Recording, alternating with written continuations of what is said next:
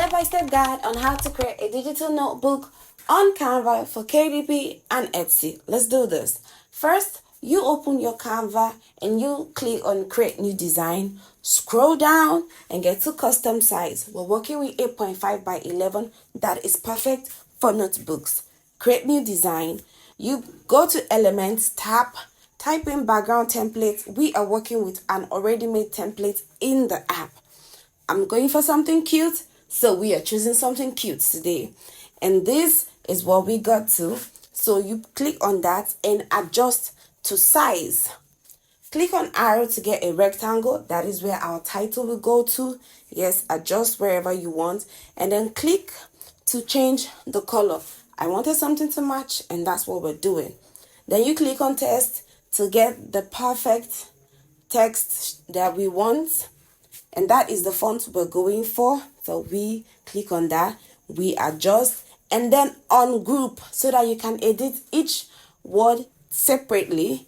And you can choose the fonts and colors for it separately. And that is what we're doing.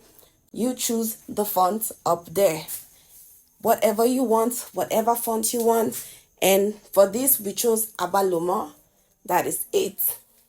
And you can go as well, edit. We are putting in our digital notebook because that is the title we are using for this. Then you can go ahead and move them around just to get the perfect spot for them. I typed in an L for line just to have something occupy that space there. I went ahead to click on add page. Yes, and then typed in L for our line as usual. And then I went ahead to adjust left and right to get the perfect line that I'm looking for to create an illusion of a notebook. And then I moved it upwards, and that is my first line on this page. Typed in a D to duplicate the lines, and that is what I did.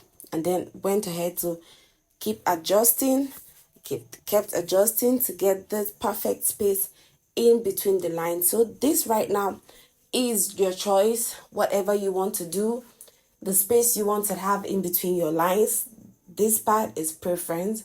You go ahead and you adjust them however you want them. So I went ahead and kept adjusting. And just to show you people, I kept tapping on the duplicate icon to show you the process. Like me and you don't like leaving your pages bare, you can as well click on element, type in flowers because that is what I wanted to use to create a border.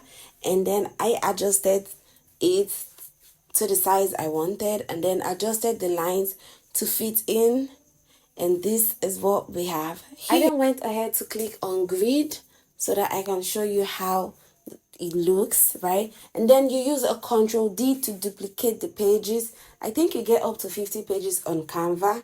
And you can go ahead and click on the share button to save it. You have to choose a PDF because this is a document, whatever name you want. And that is it on creating a digital notebook. You can get the Canva link in the description. And for helpful videos like this, don't forget to hit the subscribe button.